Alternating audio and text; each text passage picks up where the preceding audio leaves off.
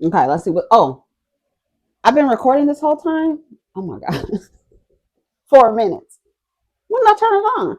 I mean, because when I was singing Beyonce, I gotta cut all that out. Anyways, what's up, everybody? It's me, Erica. We are down here, girl. We are down here to figure out what the hell to talk about. Okay, let me start the video over. No, I won't start the video. I'll just edit. Okay, so we are down here, girl. We don't have nothing to talk about. I'm in the people's stories and they got music going, so I just be vibing out.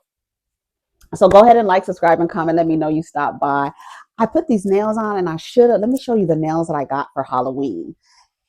And I should have put those on and then just wore them because these are gonna last. I feel like these are gonna last at least 2 weeks before I take them off. I think I could take them off before Halloween, but let me show you my Halloween nails. Aren't they cute? Ah, look at the spiders. Look at the spider webs. Girl, these are press-ons, girl. I'm gonna get the link because I'm sure they have an affiliate link. I'm gonna get the affiliate link so y'all can go buy your press-ons. What's going on, girl? I don't know. I said I should have gone live. It says Ashley Darby reacts to the passing of her biological father, who never acknowledged her as his daughter. In his obituary, he wrote that his greatest accomplishment was being a father to his two sons. That stung a little bit. Girl, the way I would have gone to that damn funeral and closed the casket in his face like he closed the door in my face. Slam! I'm slamming the damn casket door down, bitch. You ain't gonna be able to slam no doors in my face again, you little motherfucker, you.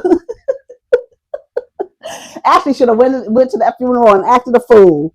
Girl, I would have closed it there. I sure would have closed it on him. I sure would have closed the door on him. Let me go to Hollywood Unlocked and see what's going on down to the Hollywood. Down to the Hollywood Unlocked.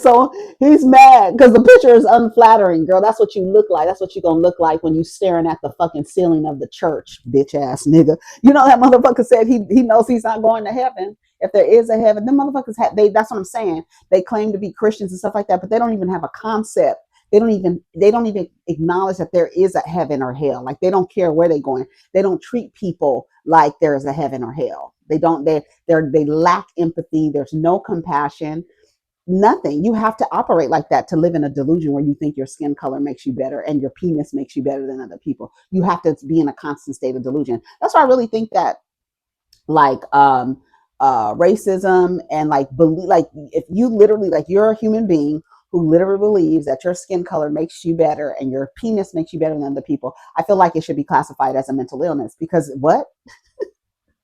Are you for real? Like the other day, I was watching a clip. Was it Love? I don't think it's Love Island. Maybe it's Love is Blind. Some fucking stupid ass show with love in the title and love not having anything to do with the show. Anyway, to get the lover girls connected to it. This man said that God was a man. First of all, how can how can anything coming from creating a human, creating, designing come from a man? A man? God is not he. God is non-binary, both, all and none at the same time. And I need and so men hold on to he, God is he, and this and that. Where's my damn book? The Great Cosmic Mother. If you don't have it, if you're new to the channel, go get this book. This is a guide for men and women alike, but for to understand what came before patriarchy ensued and how life was, and with document, with references. These are all her, girl. These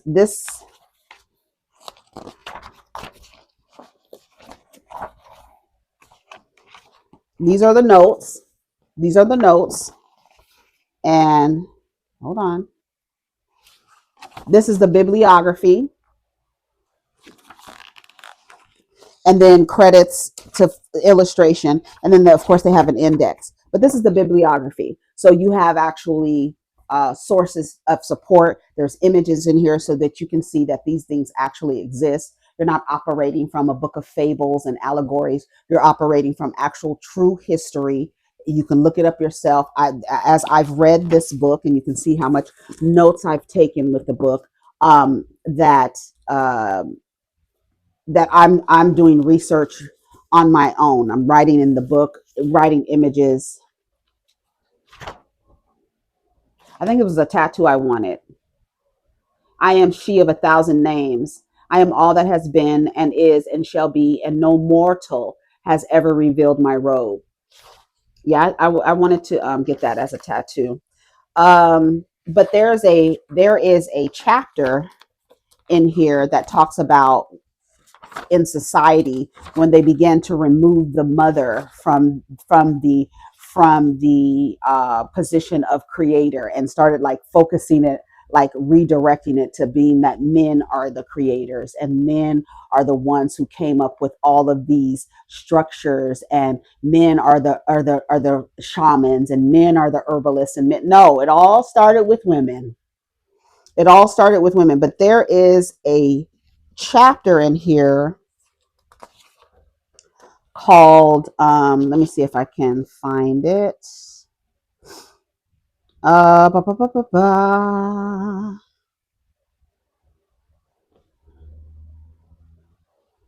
Menstrual rights was a good chapter.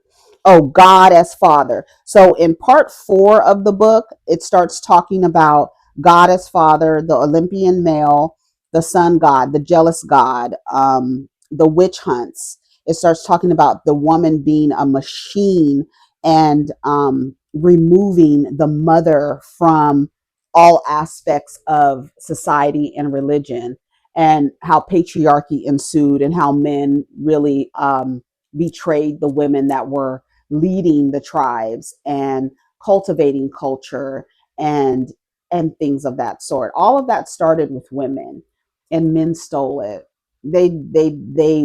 And that's what happens. I know a lot of people like to call men XY, to show that there are mutation of the female, and you are a mutation of the female. Males are a mutation of the female.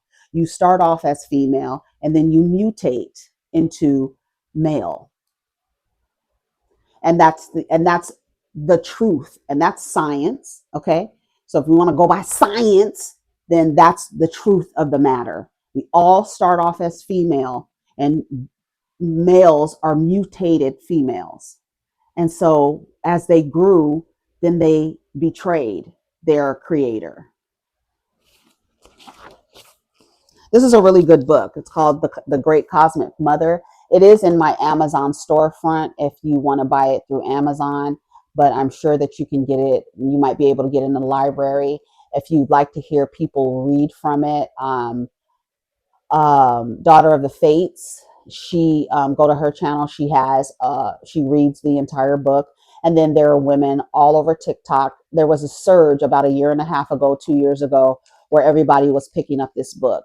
And because women are speaking, on a global platforms of social media and sharing their stories, this is something that's really good and will help you unwind your eyes and unlearn some of the patriarchal pissy bullshit that you've been taught to accept as truth. This will crumble all of that. It will dismantle all of that. And it's such a really good book. And I'm still reading it.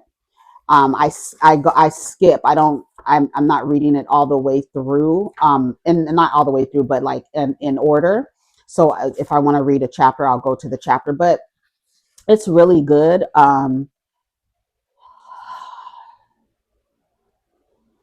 It just talks about everything. It talks about the rites and the rituals that women used to do, and then how men started copying them. And so when men do blood rites, they're really trying to copy the menstrual blood of women. That's the one. I'm telling you, that's the problem that they have. They understand your power. They understand our power. So they do whatever they need to do, introduce love and marriage to you, whatever they need to do to stifle that, to push you down so that you are now a machine for them. Where's the chapter machine? 358.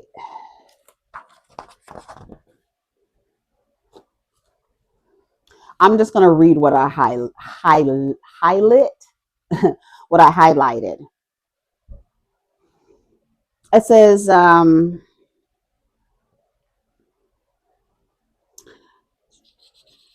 these three trends,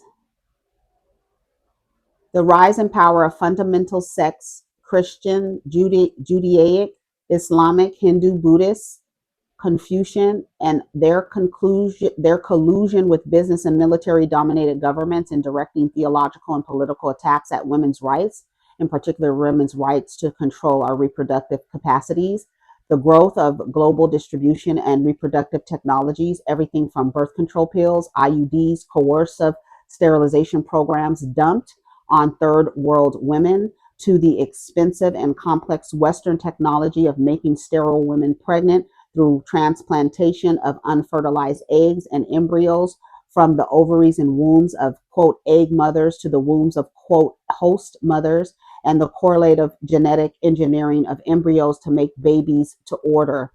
And three, the spread of American corporate structures and advanced production technologies into global factories where virtually trapped workers, over 80% of them are women, and often live behind a barbed wire walls of free trade zones at subsistence level wages, controlled in both work and private life by corporate government collusion that forbids them union organization or political protests, and often extends to the economic control of their reproductive lives. These three trends might seem disconnected, but sometimes publicly antagonistic, but in truth, they are all profoundly linked. Their linkage can be traced back to the Bronze Age, to the practical beginnings of patriarchy at the end of the Neolithic, when men first began to organize and gain systematic control over women's reproduction and women's production. As we've said, the definition of the female body under patriarchy corresponds to the definition of the worker's body under private capitalist American and state capitalist Soviet production systems. At the beginning of the Bronze Age, patriarchal males began to take over women's ancient inventions and, quote, improving them, i.e., capitalizing them, by turning rhythmic, local, qualitative, handcrafted work into quantitative, mechanized mass production for trade and building of wealth. Simultaneous patriarchal men moved to take over and, quote, improve and capitalize the most primal production of all, the female's production of children. Modeling their religions and practical notions on their new experience of cattle breeding, men defied the ontologically and autonomously creative female body into a machine for producing wealth. That is wealth for men via a patriarchal family in the form of children as inheritors of patrilineal controlled property. The children who could be used to make more wealth as workers or traded for wealth in the form of female bodies traded as, quote, wives. Patriarchal religion grew side by side with patriarchal wealth and secular power. The father god's male priesthood rationalized and sacralized the pastoralistic control and use of women's bodies as wealth breeding machines, simultaneously with cattle breeding, spiritually programming generations of both women and men to believe that God was now a male who wanted it this way. Male rulers attempted at least to regulate populations according to state and business fluctuations, the need for increase or decrease in labor forces and armies for more consumers of surplus or fewer consumers of famine.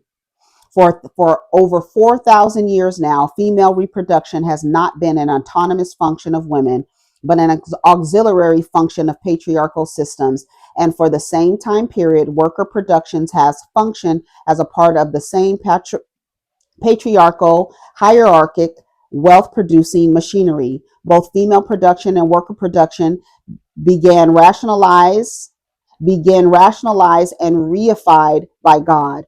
Religious dogmas of priesthoods and theologians as subsidiary and inferior functions of that wealth producing system. They are subsidiary and inferior functions in the sense that they are disempowered, many controlled by the system to benefit of the empowered few. As far as wealth production or actual value goes, female and workers are of course not subsidiary or inferior in any way, but primary producers of all wealth.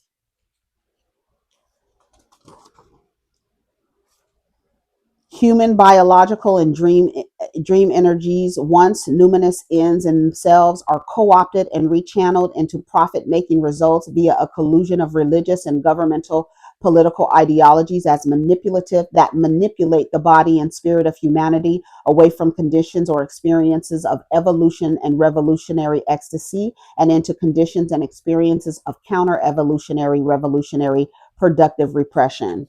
I'm telling you that the if you follow the patriarchal guide, it's the end is death. Mother renews, mother restores, mother regenerates. You put it into the earth and you give to the earth and it gives back. Mother earth. Father time ends with what? Exactly. Father time is death. Mother renews. Get in line. Okay. What else are we talking about? I just wanted to read that. I want you to introduce you all that are new here to the great cosmic mother. Please, for the thumbnail. But get it. It's really, really good. It's really, really good. And the one thing about it, based on what you have been conditioned and programmed to believe, once you start reading this, it's literally like a memory becomes unlocked. And you're like your ancestors, all of the women, they're like, girl, wake up. Yes, exactly, girl. Take your power back. These niggas, take your power back. Y'all think being wives has some great meaning and taking on a man's name. It's like you've literally romanticized the idea of being property. No, we got to unlearn that. We got to shake your shoulders and unwind your eyes. We got to do it, girl. And I could just open it to any part, and it's just like really good. Like parts that I've highlighted are always really good. I mean, it stands out to me. But you get images, you get statues that 4000 BC, right? Showing the statues of all of the statues have breasts and busts and butts and stomachs, right? And then there was something on TikTok one time I heard about women as culture creators. This is really good. Gatekeepers of the culture. I used to have a shirt that said gatekeepers of the culture because I believe that women maintain culture. And we are the creators of the cultures. I said when we say women created most of early human culture, we are not trying to sound radical. The evidence is there, quite tangible. When we realize how many basic life industries were inventions of women: cooking, food processing, storage, ceramics, weaving, textiles, designs, tanning, dyeing, everything related to fire, chemistry, the medicinal arts, language itself, and the first scripts and glyphs, grain domestication, animal domestication, religious imagery and ritual, domestic and sacred architecture, the first calendars and origins of astronomy, and on and on and on and on and on. You literally have evidence here, and she cites her sources so that you can go look at the source and do more research on your own to see it with your own eyes. And when you start reading this book, you remember. You're like, and you could feel it in your body. You can feel it in your body, and like, oh my God, oh my God. And then when you look at images, right, the images of women, right, the statues that were created, the drawings that were. This is someone giving birth. This is from, it's someplace in Yemen. I don't know. I can go back and look at the notes to see what year it is. The first mother it talks about. There's no way in the world that you can think that you came from a man's rib. And then, oh, we dealing with science. Well, girl, I don't know what kind of motherfucking science y'all dealing with. Because ain't no way a man created all of this. A male. You understand what I'm saying? What created all of this is an embodiment and an energy of both. That's why you do yourself a disservice when you reject your masculinity, when you reject your femininity. You do yourself a disservice. Look at this image with a bunch of what would be considered swastikas today. And what do? They do it with language. They do it with symbols. They take it and they pervert it, right? The swastika was a symbol of peace in Tibet. You can see Tibetan Buddhist statues, and right in the center of the Buddhist chest is a swastika. That means peace. This motherfucking weird ass nigga took it and bastardized it and perverted it. And now when you see it, you think of death and destruction. You think of the Holocaust. Look, this is something from 700 BC. Look at.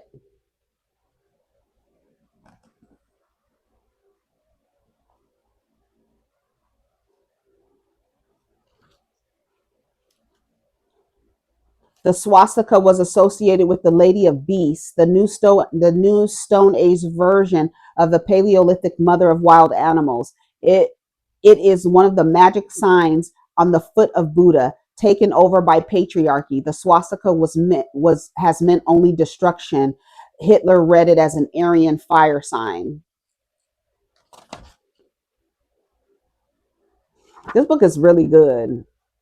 It really is good. When I go back and just read the parts that I've highlighted, it's just it is just so good. And then the fact that throughout the book, she's giving you images, statues, things that are super old. And shout out to archaeologists who save these things so that history cannot be erased. Because if it was left up to men, white, especially the white ones, they would erase all of it to deny the truth.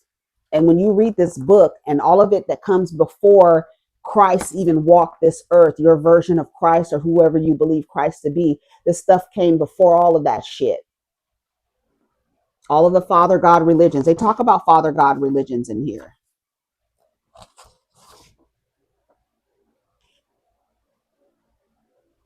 They talk about the original woman, witch, rebel, midwife, and healer. Don't you love it? Anyways, let's go. Let's make another video. Do we want to make another video? Do we want to make another video? But go read The Great Cosmic Mother and let me know. Maybe we should do like a should we do a live? Do y'all want to do a live? I know you're gonna say yes. Do y'all want to do a live talking about the great cosmic mother? Do you want to I'll think about it. We have to plan it. That's something that has to be planned so everybody can show up, not something like I do on, I like to go live on the fly.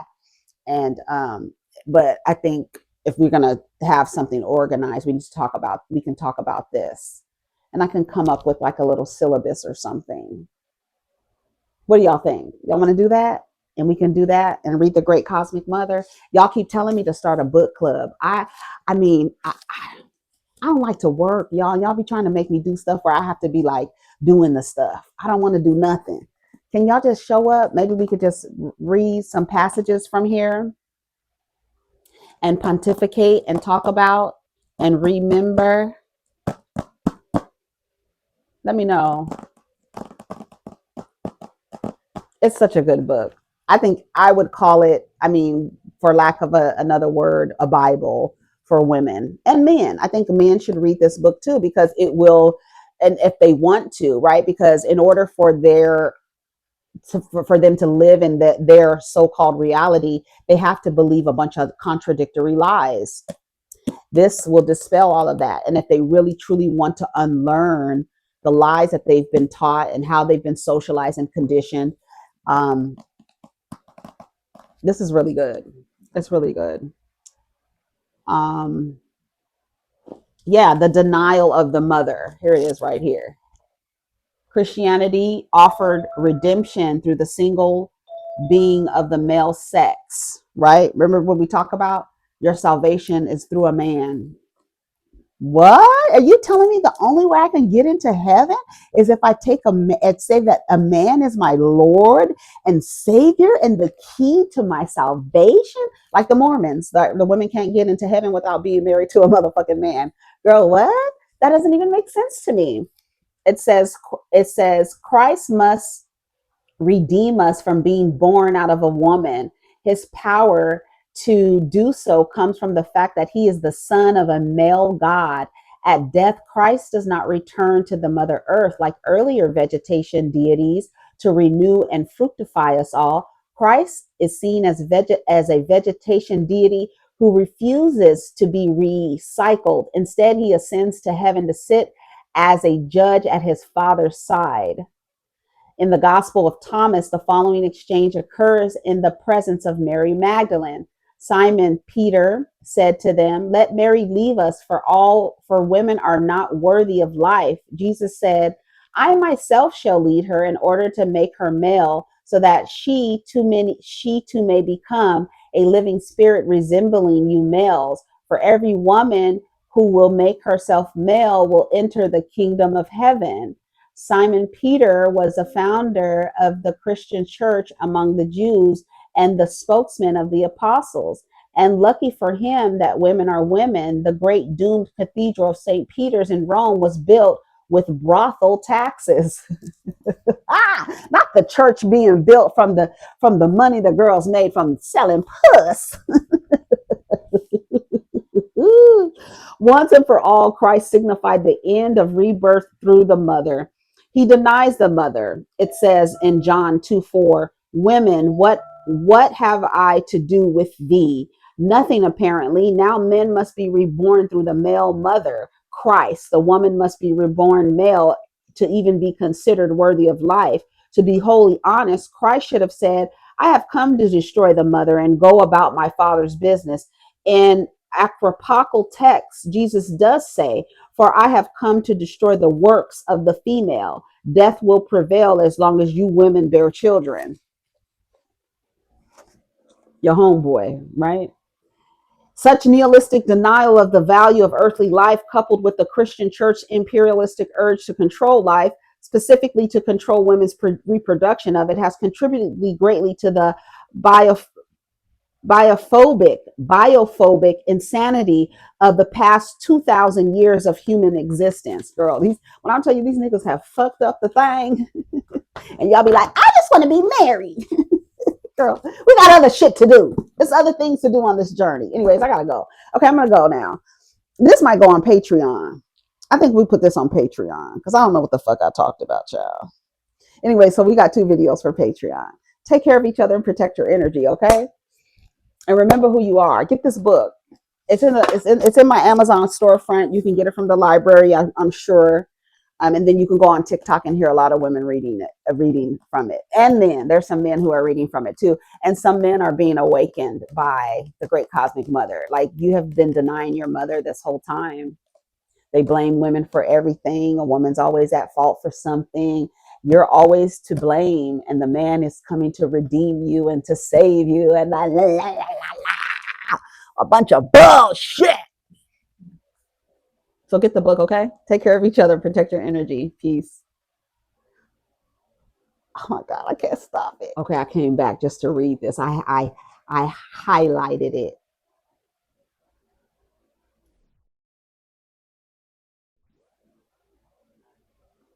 Men in patriarchal societies learn or reveal a great jealousy and fear of natural women, of the sexual, mental, and spiritual abilities of fully evolved women living in harmony with the consciousness of their own bodies. The menstrual taboo is the consequence of this fear and resentment, as they are protected or projected back onto women's lives. Under patriarchy, all life is dualized. Women also are dichotomized, cut into two. There is the good little ovulating wife who is supposed to be the passive and not very sexual. It's hard for even a woman to feel sexy cleaning a toilet bowl. And then there's the witch, the sex fiend whore, scarlet woman, red again, of active dynamic menstrual sexuality. As both female cycles and the wise wound show, there are two poles of women's sexuality: the pole of ovulation, which tends to express itself in terms of wanting to surrender. Its white, clear discharge is called the river of life, and it is acceptable in patriarchy because it's receptive and fertile.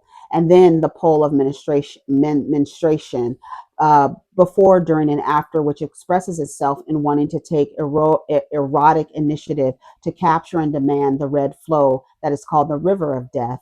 And its multi-orgasmic and aggressive sexuality is taboo in a patriarchy.